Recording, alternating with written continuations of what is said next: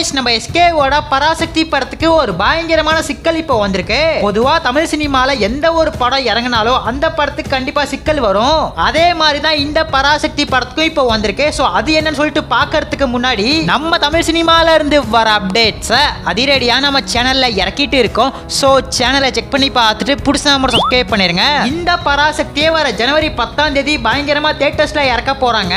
ஏற்கனவே ஜனவரி 14 தான் படம் இறங்குறதா இருந்துச்சு. படத்தை 4 நாளைக்கு முன்னாடி ப்ரீபான் பண்ணி தாறுமாறா இறக்குறாங்க.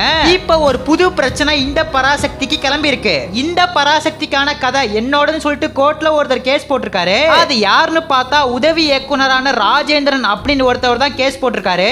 செம்மொழி அப்படின்னு டைட்டில் வச்சு நான் ஒரு கதை எழுதினேன். அந்த ஒரு கதையை ஆட்டையை போட்டுதான் இவங்க பராசக்தி படத்தை என்னோட அனுமதி இல்லாம எடுத்துட்டாங்கன்னு சொல்லியிருக்காரு.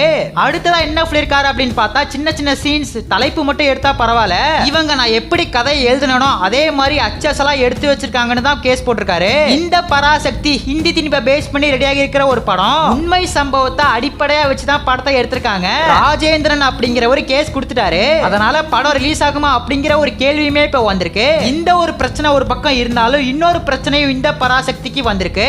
அது என்னன்னு பார்த்தா படத்தை சென்சாருக்கு அனுப்பியிருக்காங்க. சென்சாருக்கு அனுப்பின இடத்துல ஒரு சின்ன கன்ஃபியூஷன். படம் ஆல்ரெடி சென்சார் ஆகி வந்துருச்சு.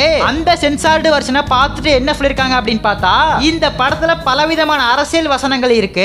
சர்ச்சைக்குள்ள சில விஷயங்கள்லாம் படத்துல இருக்கறனால அதெல்லாம் சென்சார்ல உள்ளவங்க ஃபுல்லா ரிமூவ் பண்ண சொல்லிட்டாங்க.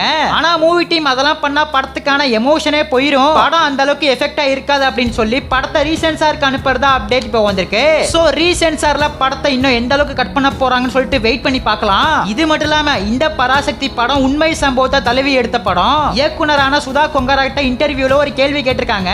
படத்தோட கிளைமேக்ஸ்ல சிவகார்த்திகேயன் இறந்து போயிடுவார் அப்படின்னு கேட்ட கேள்விக்கு அந்த விஷயத்தை நீங்க படத்தை பார்த்து தான் தெரிஞ்சுக்க முடியும் அப்படின்னு சுதா கொங்காரா சொல்லிட்டாங்க. ஆனா உண்மையிலுமே இது ஒரு பயோபிக் தான். அமரன் படத்துல சிவகார்த்திகேயன் லாஸ்ட்ல எப்படி இறந்து போனாரோ அதே மாதிரி இந்த பராசக்திக்கான கிளைமேக்ஸ்ல சிவகார்த்திகேயன் இறந்து போயிடுவார்னு சொல்லப்படுது. முன்னாடியே சொன்ன மாதிரி அந்த ஒரு பிரச்சனைகள்லாம் படத்துக்கான டீம் முடிச்சிட்டு படத்தை கண்டிப்பா ஜனவரி 10 இறக்கிடுவாங்கன்னு எதிர்பார்க்கப்படுது. சோ நீங்க வர பொங்கலுக்கு எந்த படத்துக்கு போக வெயிட் பண்றீங்க? ஜனநாயகன்னா ரெட் கலர் ஆட்ட ஒரே ஒரு கமெண்ட் பண்ணிருங்க. பராசக்தினா ஒயிட் கலர் ஆட்ட ஒரே ஒரு கமெண்ட் பண்ணிட்டு அப்படியே மறக்காம நம்ம சேனல் சப்ஸ்கிரைப் பண்ணிருங்க.